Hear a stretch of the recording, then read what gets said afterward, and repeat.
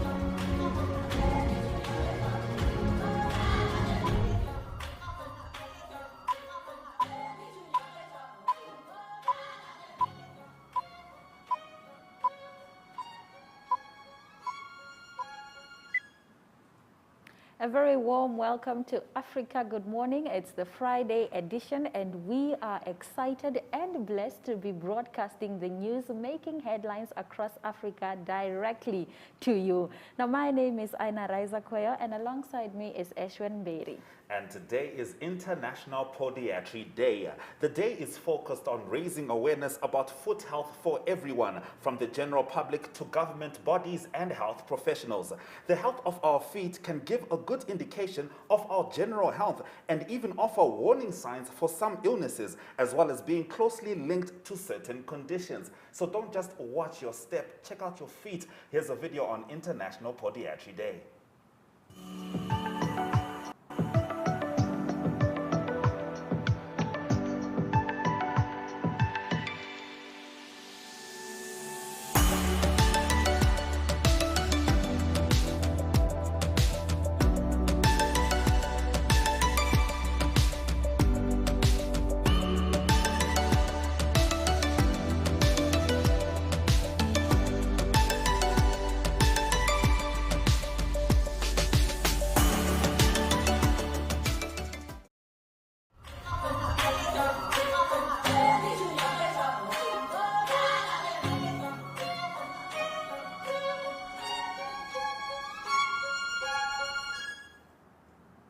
Welcome to Africa Good Morning, and here are the news making headlines. UN chief demands proof from Ethiopia after staff expulsion. United Nations Secretary General Antonio Guterres has demanded evidence from Ethiopia after 7 UN staff were expelled for allegations of misconduct. The Ethiopian government last week expelled 7 senior UN officials, most of them with the world body's humanitarian agency, for meddling in internal affairs. Ambassador Taye Selassie expanded on that at 15-member council, accusing the UN staff of taking sides in the war in Ethiopia's northern region and inflating the magnitude of humanitarian crisis. He alleged the official had made up data, falsely claiming hunger was used as a weapon for war and that people had died from hunger, and also accused them of supporting the Tigrayan forces who were fighting the government. Guterres said, "We are ready to cooperate with the government of Ethiopia in relations to any situation in which the government of Ethiopia feels that any member of the UN is not behaving in total impartiality, in total independence as humanitarian law prescribes." In our second story, Guinea junta leader appoints civilian prime minister. Guinea's military leader has named former civil servant Mohamed Bivogui as prime minister to oversee transition to civilian rule following last month's coup. Mr. Bivogui, 68, is an expert in agricultural finance. He is related to Diallo Telia, a former Guinean diplomat who served as the first Secretary General of the Organization of African Unity news agency's report. His appointment was announced on Wednesday in a decree read on public television.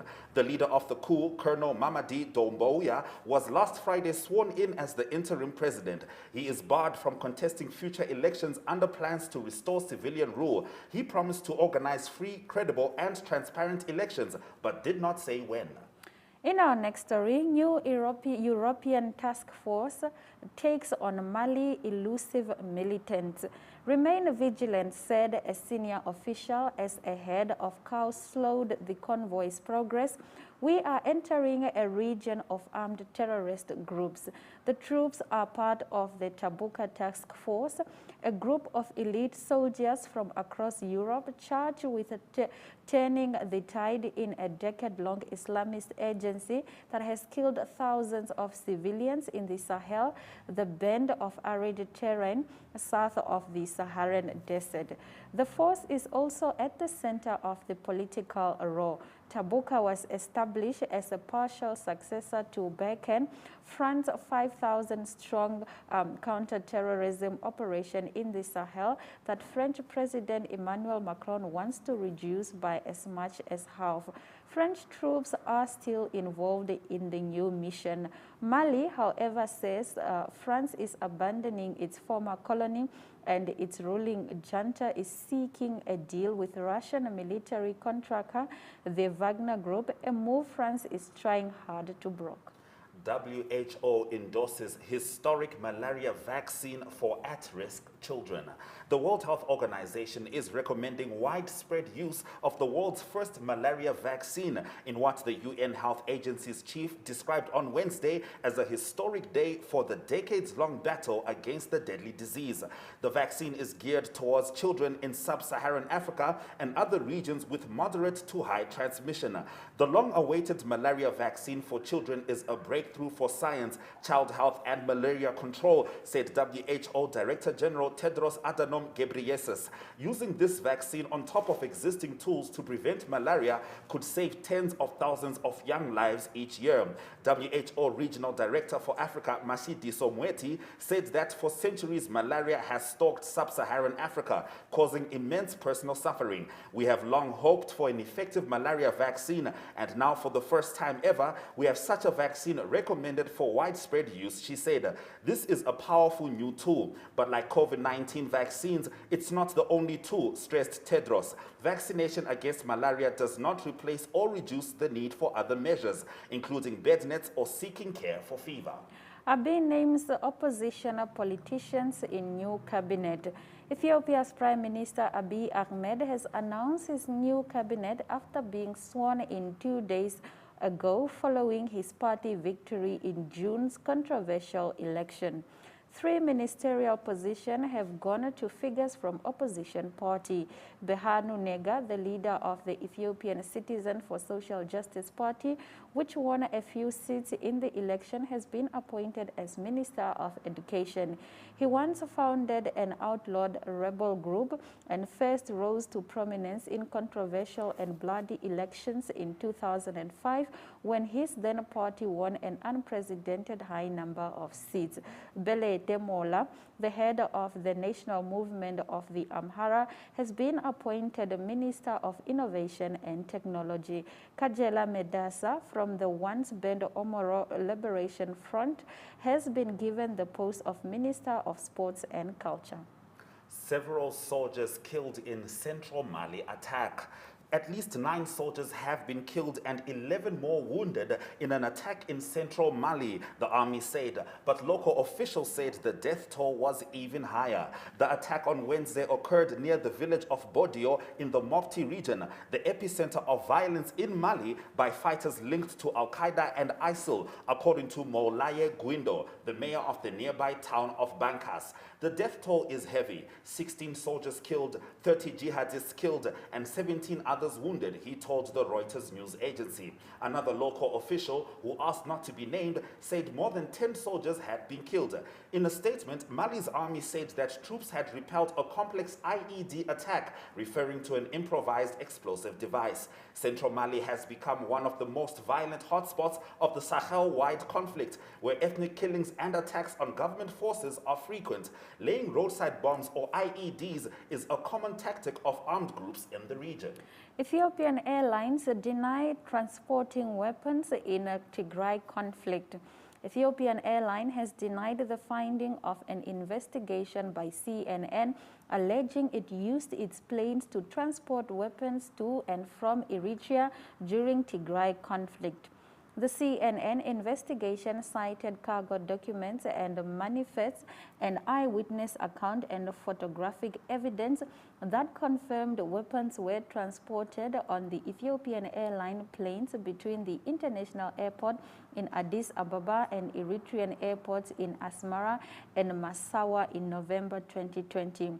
On waybills examined by CNN, the news outlet found that on at least 6 occasions, from the 9th of November to the 28th of November, Ethiopian Airlines billed Ethiopia's Ministry of Defense tens of thousands of dollars for military items, including guns and ammunition, to be shipped to Eritrea. Terms and abbreviations including military refills, AM for ammunition, and rifles are misspelling of rifles appeared on the waybill, according to the CNN investigation, which also cited interviews with airline employees who confirmed the terms. 4 months since Nyiragongo eruption, victims plead for help. Chibalonza is one of the thousands of internally displaced persons who continue to live in makeshift camps more than 4 months after Mount Nyiragongo came to life on 22 May. Congolese authorities built temporary shelters in Goma, Bujovu, Bujara, Kanyaruchinya, and Kayembe following the eruption that killed more than 30 people and caused widespread destruction. Currently, more than 7,000 households displaced by the disaster are housed in Kayembe, about 3 kilometers outside Goma, the capital of North Kivu province. Many of them were relocated from the village of Sake, where they were living with host families. The situation in the camps is dire, with aid groups worried about the outbreak of diseases such as malaria and diarrhea. Some of the displaced Al Jazeera spoke to accused those in charge of the camps of stealing the supplies, but Katembo Seauswa, head of Kayembe camp, said they were doing the best they can. We are receiving insufficient food. We have difficulty distributing it because there are so many victims. It is true that some food was stolen, but we promise to punish the culprits, he said. Tunisian station shut down after host reads anti-dictator poem. Ama Ayad, a Zitauna TV talk show host, has been arrested and accused of undermining the security of the state. Zitauna has been critical of President Kais Saied's recent suspension of parliament and his assumption of almost complete control of the country. On Sunday, Ayad read out The Ruler by Iraqi poet Ahmed Mattar on air. Mattar is famous for his satirical and critical poems about dictators from the Arab world. Ayad was arrested soon after. His detention is the latest in a series of arrests that have targeted journalists and lawmakers who expressed their opposition to the president's measures. Zitauna has been broadcasting illegally for years. Nouri Lajmi, president of the Independent High Authority for Audiovisual Communication, told the AFP news agency. Zitauna started broadcasting in 2012 following the fall of a longtime ruler Zine al-Ben Ali in an uprising. This triggered a wave of similar protests across the Arab world. South African union starts indefinite strike. South Africa's biggest metal workers union on Tuesday launched an indefinite strike seeking pay rises and threatening to block supplies of parts to make new cars and accessories, industry and union officials said. We are left with no choice but to strike and to withhold our labor indefinitely until the bosses give in to our just demands, NUMSA said in a statement. NUMSA had sought an 8% across-the-board wage rise in the first year of a pay deal and an increase equal to the rate of inflation plus 2% for the following 2 years. Annual inflation is currently around 5%. Separately, the country's largest trade union, Federation, called on its members to stay away from work on Thursday. COSATU, which is aligned with the governing African National Congress Party but is sometimes critical of its policies, accuses the government of economic mismanagement during the coronavirus crisis. It wants to pressure policymakers to adopt a looser fiscal stance at next month's midterm budget. African governments want climate finance to hit 1.3 trillion by 2030.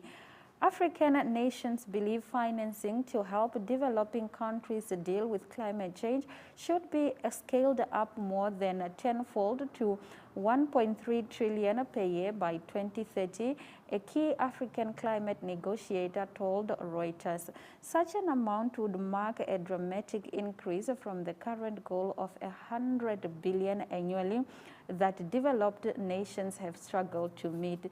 Zahir Fakir, a lead coordinator for finance for the African Group of Negotiators on Climate Change, said the new goal should have been formally adopted by African Environment Minister in September and would be suggested by African nations that COP26, the UN Climate Conference kicking off on the 31st of October in Glasgow, Scotland. Developed nations with historically responsibility for climate warming emission have currently committed to channel 100 billion per year in climate finance to vulnerable countries by 2020 and up until 2025. Mountain gorilla who posed for selfie dies.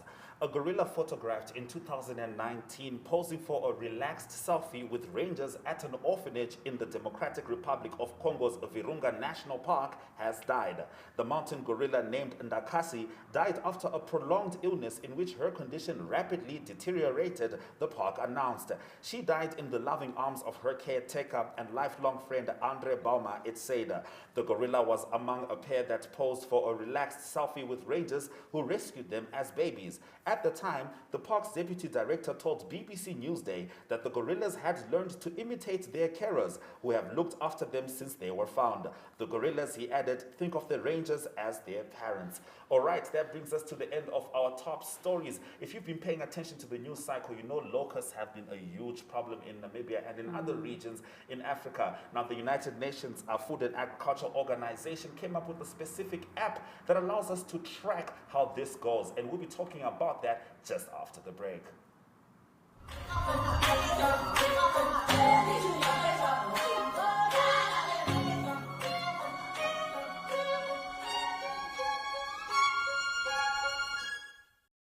Strike it gold and win 5,000 Namibian dollars in cash with Neo Paints. Simply buy Neo Paints products from the selected range and stand a chance to get one of 12 mystery buckets filled with gold paint. All 12 winners will each get 3 extra paint buckets equal to their purchase. One to replace the gold paint, the second to use on your project, and the third to give to a charity of their choice. One winner can score another 10,000 Namibian dollars by showing us your creative use of the golden paint.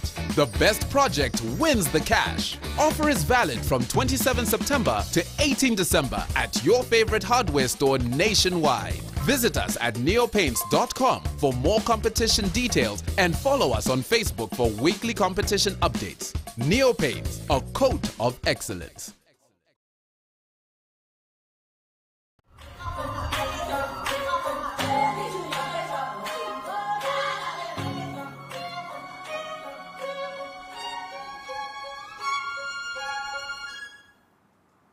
Next up, journalist Yolanda now has a look at the e-Locust 3M app that was developed by the Food and Agriculture Organization of the United Nations to improve early warning through rapid detection, surveillance and monitoring of locust outbreaks. Have a look.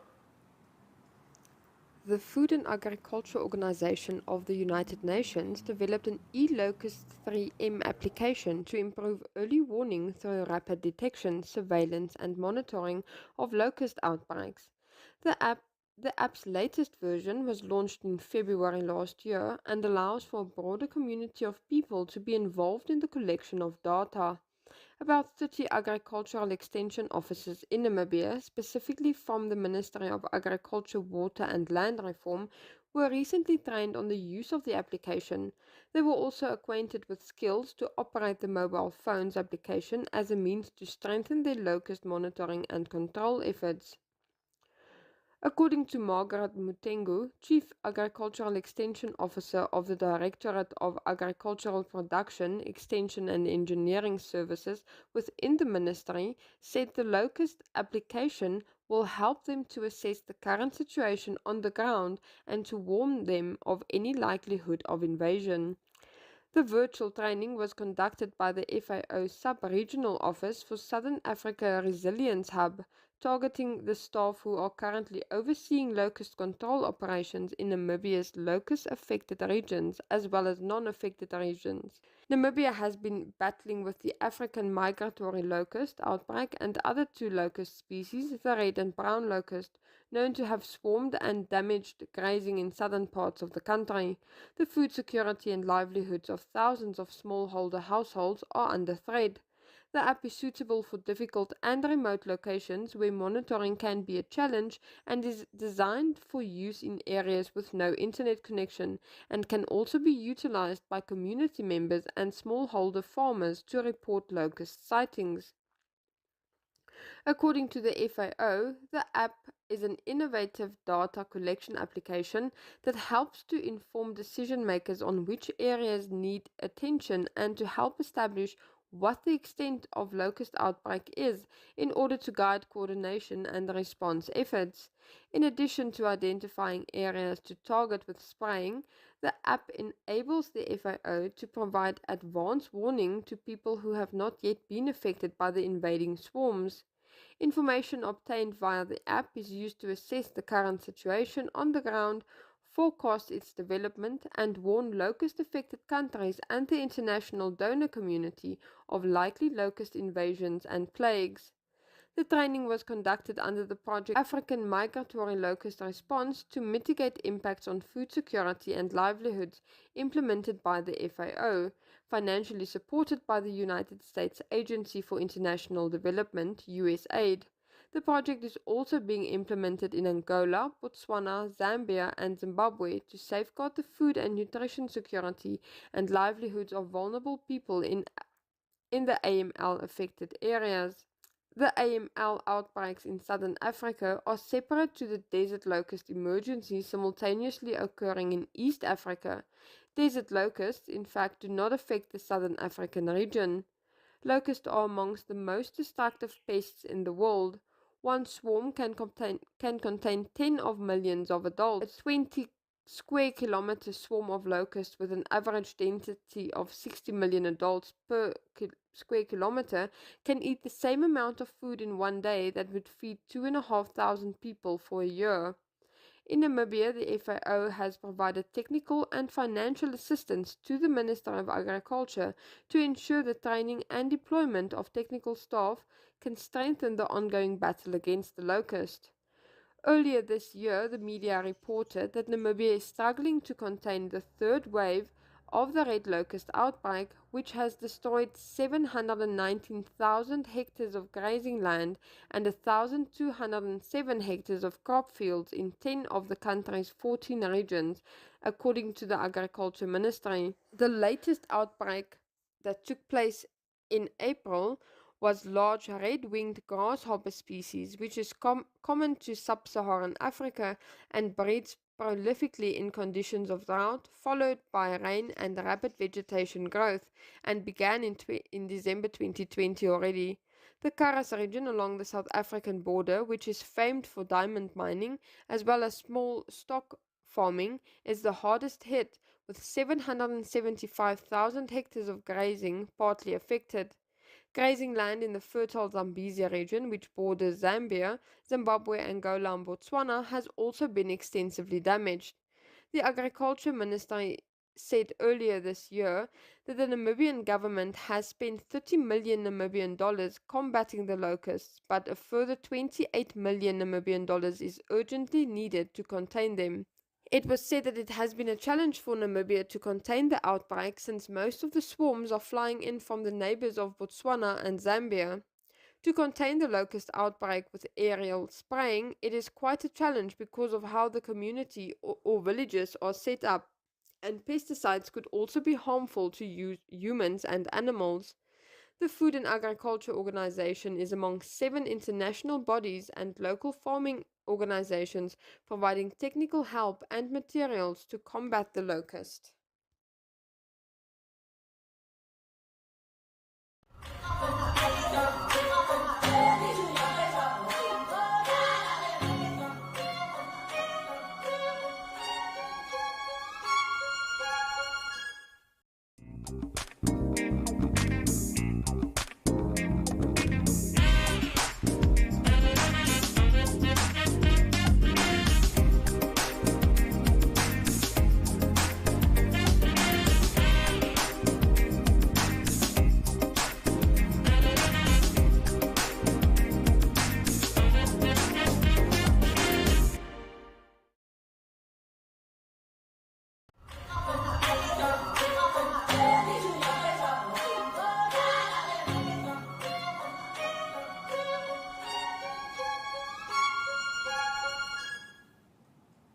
Welcome back to Africa Good Morning.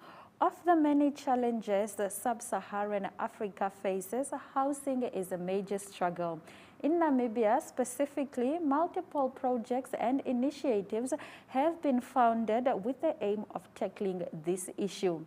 We take a dive into housing in Namibia and look at the challenges and triumphs of various initiatives that have been instated to minimize this problem. Let's take a look. So, good morning. Today, again at the central coast of Namibia in Swakopmund, the Shack Dwellers Federation of Namibia and the Namibia Housing Action Group broke ground for the building of 32 houses. This includes one house by the Standard Bank Housing Scheme for their non-clerical staff. Very, very exciting for Namibians, as we all know that land and housing has plagued our nation for a long time. So 16 of these 32 houses are funded by the Ministry of Urban and Rural Development's 2020-2021 annual funding.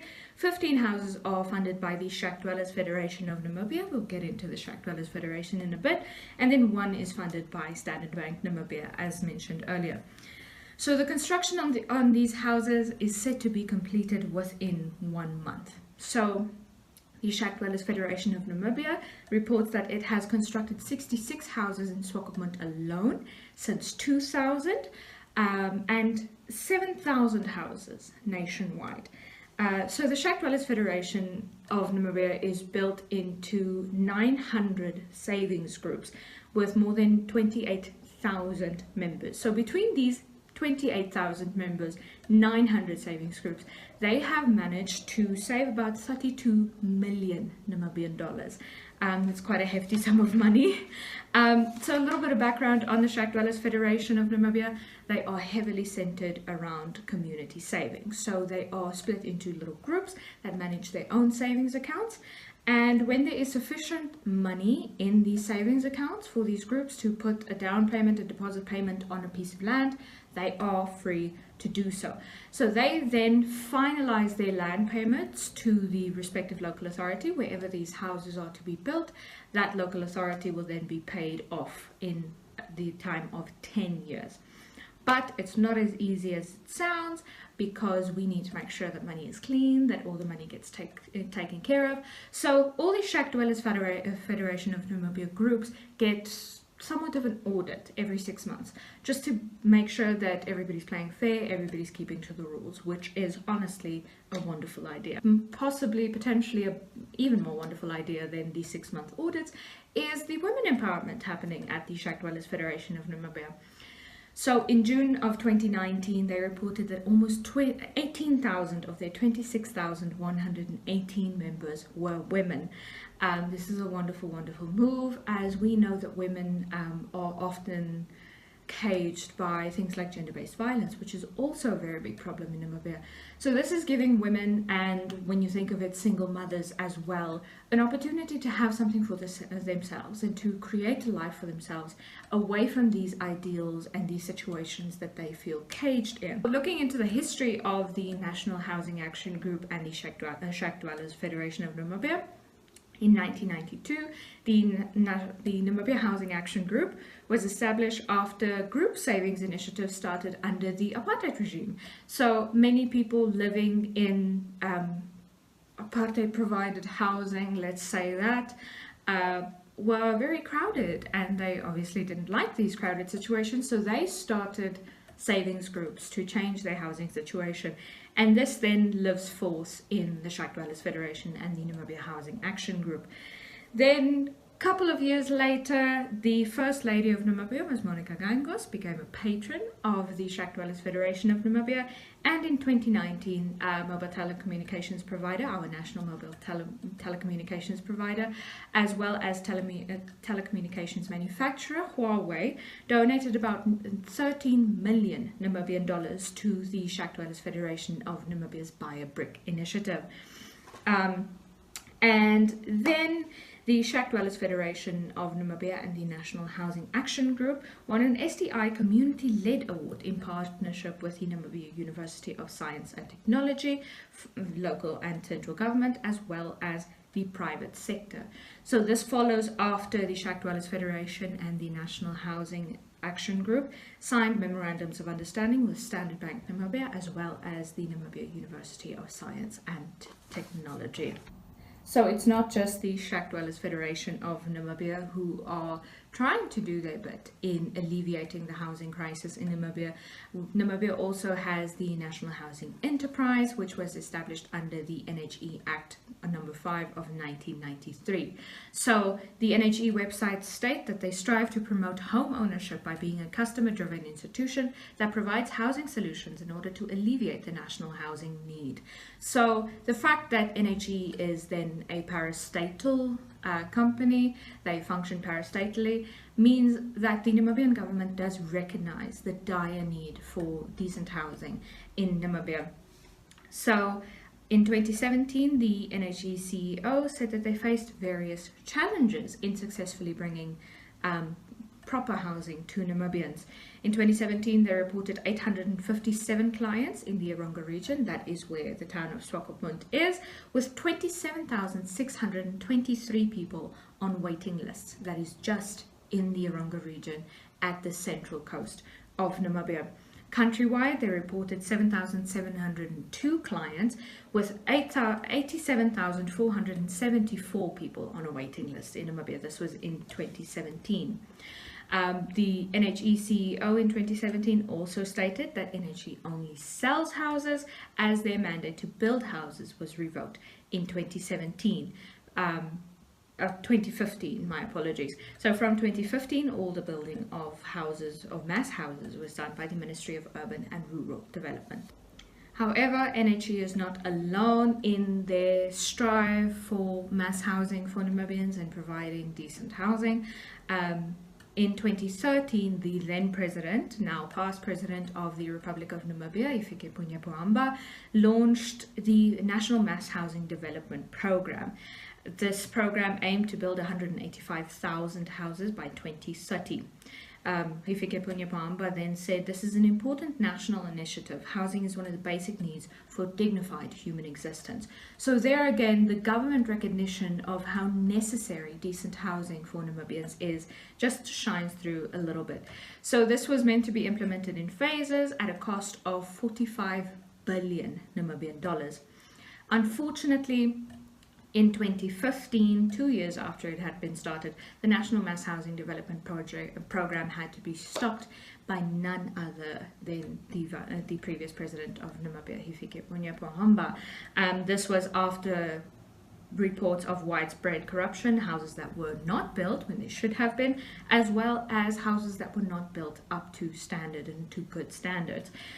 This is quite a tragedy, actually, because Hifikepunye Pohamba instated the National Mass Housing Development Program as a way of creating a legacy for himself and his presidency. So he started this in the later years of his presidency with the idea of having a legacy and leaving something behind for Namibians, and it is quite tragic to see that this is how it's ended. But again, you see that government involvement coming through in the fact that a president sat back and thought to himself, what do I want to leave to my country? And this was the change he wanted to make.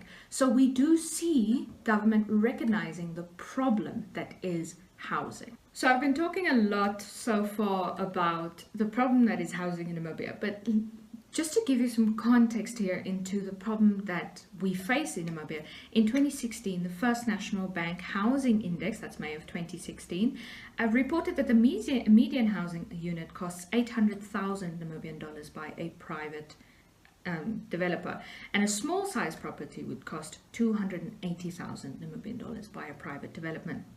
Back then, in 2016, they estimated that a household has to earn an average of 11,500 Namibian dollars a month for a small housing unit and 32,500 Namibian dollars for a medium housing unit. So our unemployment rate currently goes anywhere between 364,411 to 248,944 individuals. Another hotly debated topic among Namibians is the youth unemployment rate, which fluctuates anywhere between 46.1% as a upper bound and then 37.8% as a lower bound. So housing is quite a problem in Namibia. So initially, housing was seen as a byproduct for economic growth. They believed that as Namibians, or as people in general, were able to afford better housing, they would get housing. People would pay for housing as they needed it. But we are now seeing that the opposite is true.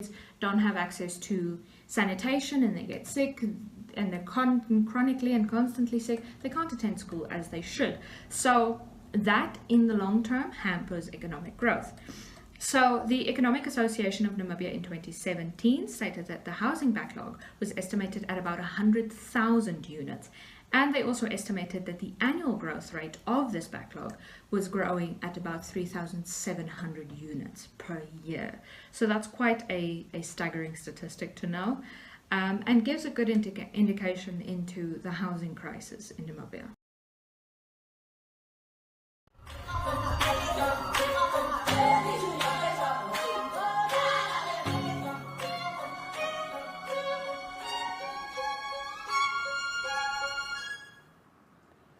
Thank you very much, Irene Marie, for that very important report. This is Still Africa. Good morning. It is a good morning weather-wise, but we don't know how it will all unfold. There's only one way to have an idea, and that's by checking out the weather forecast up next.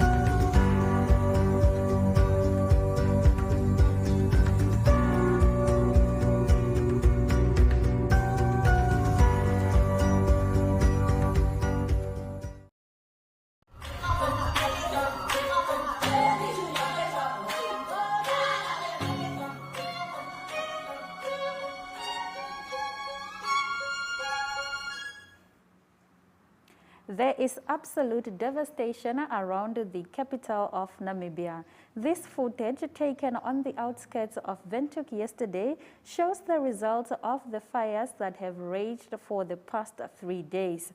The blaze has literally sent thousands of hectares of grazing up in smoke, and by last night, the southern fires was heading in a westerly direction, and the northern fire was heading east. Yolanda Null reports.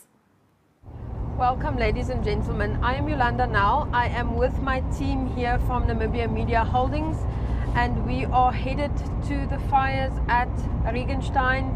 We will also be heading to Umaya to see what is going on there, and just an overview of what things are looking like at the moment after the fire spread to very close to the road yesterday already.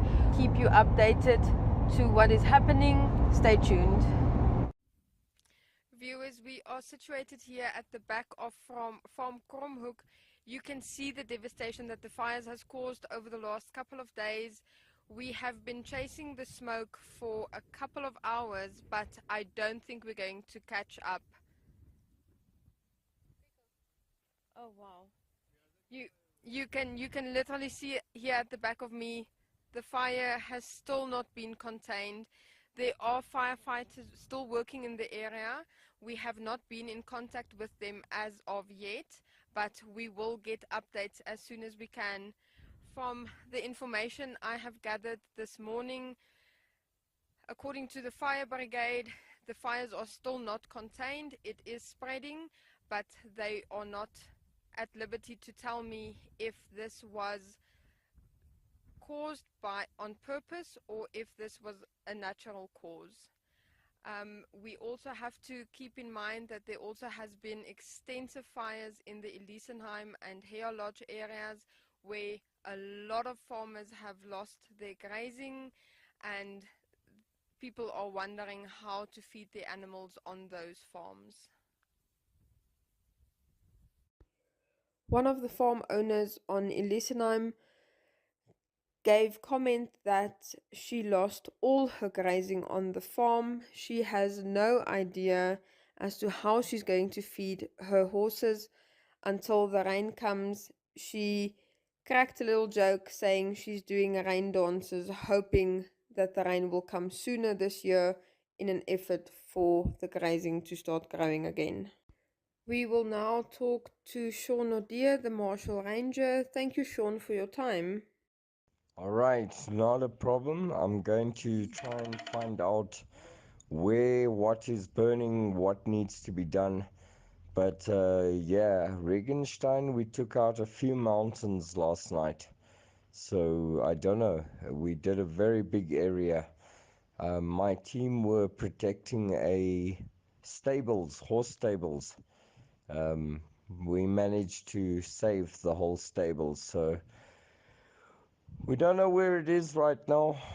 We just hear from a mayor that there's lots of smoke, so maybe it's headed that way, headed south. I will now be speaking to Philip. He is a farm worker at Elisenheim on the Sorendal Plaashuis, and he almost lost his life. Philip, thank you so much for taking the time to talk to us this morning. Ja, hallo, ek is Philip. Toe gister die vuur begin het, was ek nou onder by die rivier se kant. Toe sien ek daar kom die rook uit. Toe het ek nou langs die kragdraad se kant toe afgestap om te loop. Seker maak hoe ver is hy. Toe het dit bietjie naby gelyk. Toe was ek besig om die bokke en die beeste uit te haal van die kamp af. En wat ek nou die bokke van die ander kant af bring, toe is die deur wat ek oopgemaak het om daar deur te gaan, die area al begin klaar gebrand. Toe moet ek nou ander kant toe terug hardloop, agterkant toe, want ons was nou omdrein in die begin, die pen het by ons gekom, en hy het nou die huise kant toe toegeblok, en ek kan nou nie huise kant toe hardloop nie. Ek moet nou net die kant wat ek kom, moet ek hardloop. Toe het ek nou die kant, die De noordse kant. die kant van die mountains Nee, kijk, wat ik nou, eindelijk die rook, hij was bij jou, ik was hier in die vlam, ik heb net die vlam nabij gezien, en die rook. Oei, Ik heb net die vlam gezien, en toen heb ik nou ook gehad, maar wat, ik heb nou ook out of control geraakt, van ik ken niet wat ik kan doen, moet ik nou hardlopen. So jy was Toen heb ik nou maar, verlore in die rook. Jy het ja, verdwaal in die rook. ja, maar toen besloot ik hardloop maar net. Wat ik nou loop, mijn ogen opmaak is, het ik bij een plek waar het klaar gebrand is. Wat die nou vier nou beginnen verder gaan. Weggegaan het, ja. Ja. Toe sit 'n skoon plek. Ja, maar dit was warm. Ik kon ook niet mooi asem trekken. Nie. En het jy rook ingekry toe. Ja. Ons het daar gedeeld bij die deur het ons van, ik wil nou wat ik gezien heb, die vier het gekomen. Toen zei ik die bogen rivier, ze kan nu laten liever daar in die rivier staan. Ja. Toe die beeste het net onder die rivier gespringen. Dis kan, want die vier het van ander hierdie kant van die rivier afgekomen. Ja, van daar op se kant toe van die Katolieke af. Ja. Het het gekomen, maar langs die rivier. Ja. Maar toe gaan spring jy daar. Dit het wat ik nou. Ik was nou bezig om terug te komen. Hierdie kant toe. Ik wil nou hier zo. Ja, terug huis toe. Toe onthou ek, nee, daar is ook krachtdraad en hy sê vir my daar toe trek toe. Moet ek, toe was het amper laat toe hardloop ek. Wat ik nou in die middel, wat ik nou die rook en die goed vir my die mekaar gemaakt het. Toe ken ik nou niet wat er kan doen, moet ik nou beginnen. Dit was daar het ik nou gedink. Nou is het klaar met me. Ja, maar toen besluit ik, niet vandaag hier. Ik heb net zo gezegd toe. Hardloop ik net enige kant toe. Ik heb zoals iemand, zoals dronk. Na alles nu. Na die rook en die vier nog een beetje ver is en wat ik nu zeg doe, voel ik nou alsof ik nou zo dronk tegen elkaar. Ja. Toen heb ik daar een beetje gezegd. If you are in the area, please be safe and be on the lookout. We will keep you posted as far as we can.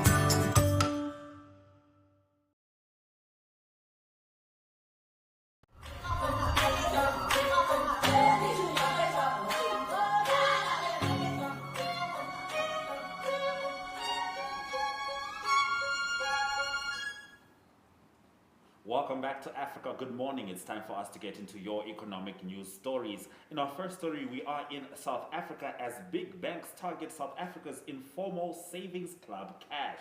The Tangi Mkabela's money used to slip through her fingers. Now the 34-year-old mother of four earns interest on monthly savings, has paid off debts and is planning to extend her house in a township just outside Johannesburg without ever dealing with a bank. Mkabela is one of hundreds of thousands of stokvels that make up a largely informal market worth more than $3 billion annually, based on estimates from the National Stokvel Association of South Africa.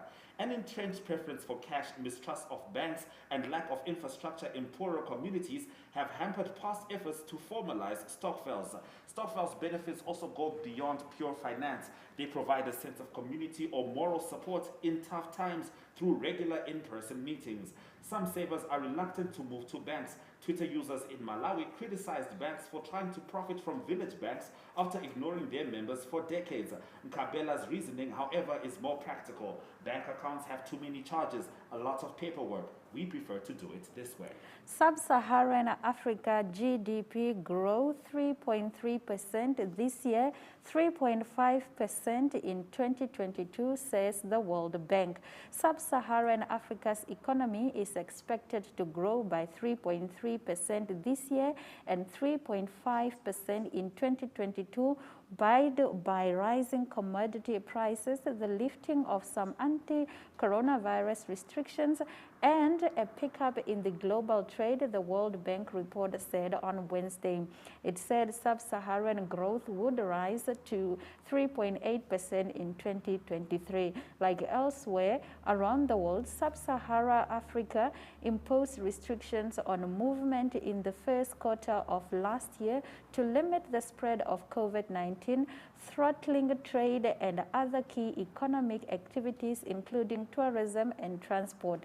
The World Bank report said growth could turn out to be higher at 5.1% in 2022 and 5.4% a year later, depending on how fast COVID-19 vaccinations are rolled out, while a slower inoculation rate could reduce growth projections. Google to invest $1 billion in Africa over 5 years.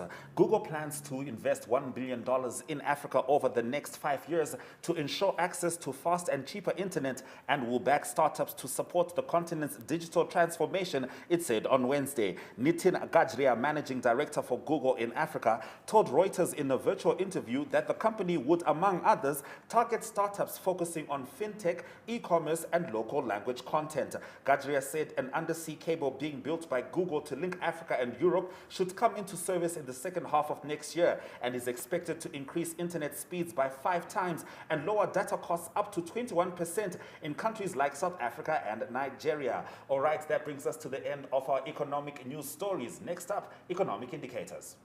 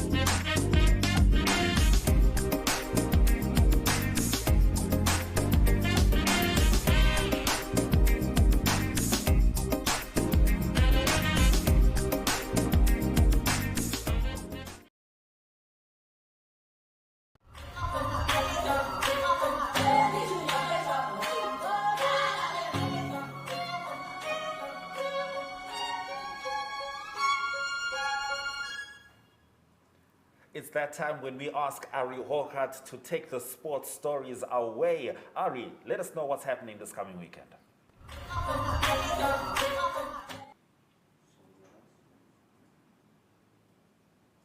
Weekend, lots happening. I'll be quick.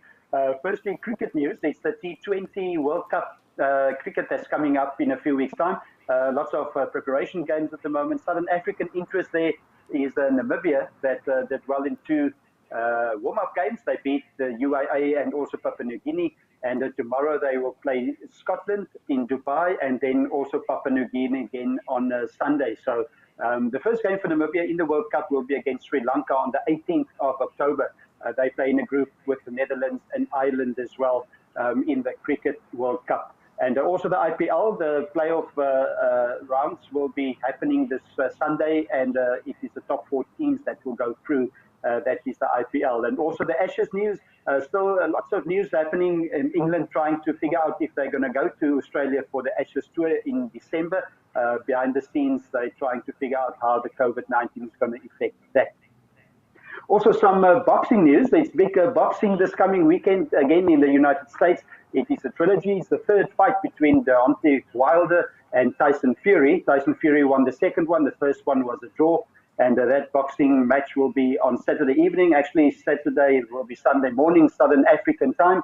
And it is lots of interest in that fight. Obviously, it is two heavyweights, and in the heavyweight division, one punch can just finish it off.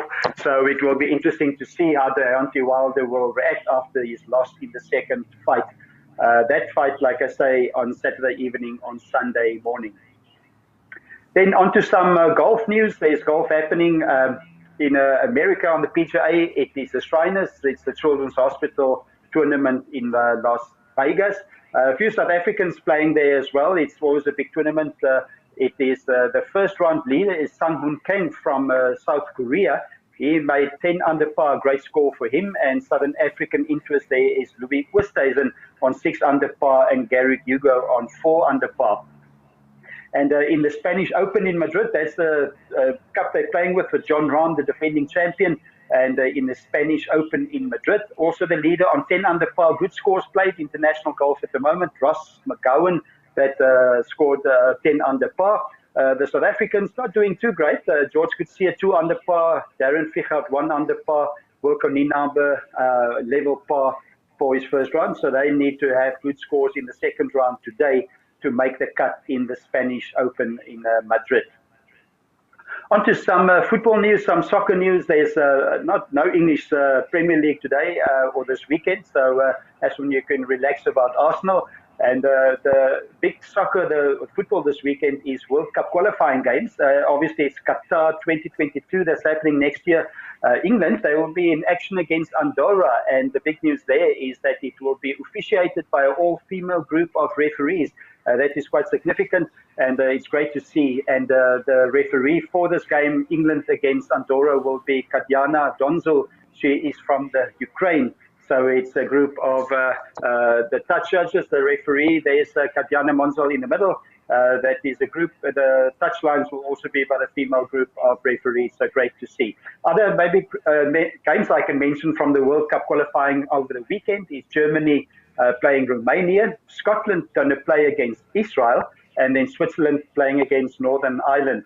And also some football news real quickly is that Newcastle, that's a very well-known soccer club in England, Newcastle United, has been taken over by a consortium of Saudi Arabian consortium for £300 million. So that's been coming for about 18 months. There were lots of speculations, lots of regulations.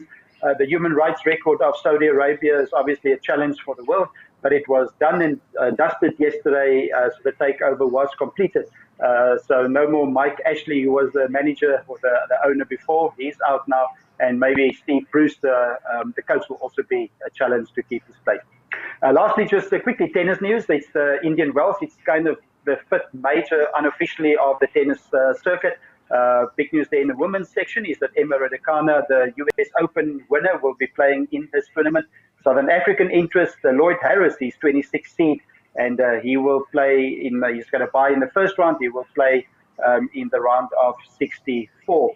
And the first seed will be Daniel Medvedev and Zverev there in the picture, also one of the favorites to win in the men's section. And just to close off, for those that follow the Formula One racing, it is the Turkish Grand Prix on Sunday.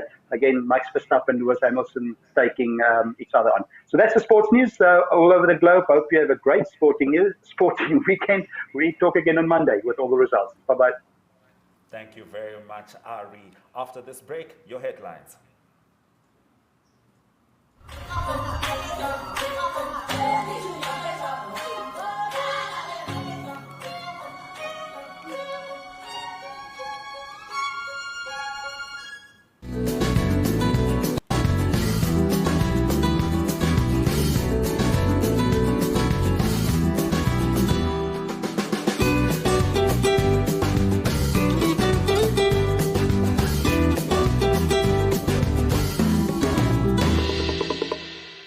Sentence and get straight into it.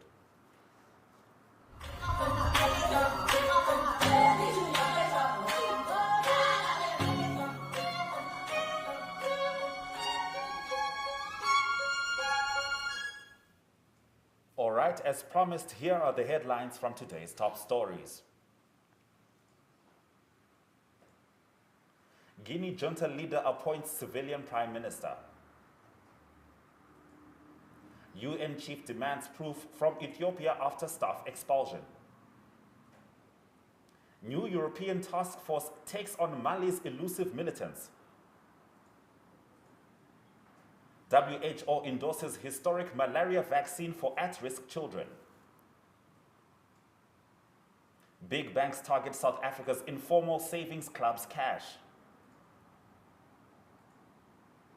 Namibian national men's team have good results in preparation games for the next T20 World Cup in the UAE. Those have been our stories. Thank you very much for joining us on this edition of Africa Good Morning. We'll be back again, same time, same place next week. Do not forget to visit our website. It's called One Up 2. And on that note, it's all our love, all our light. Swera Shakanaka.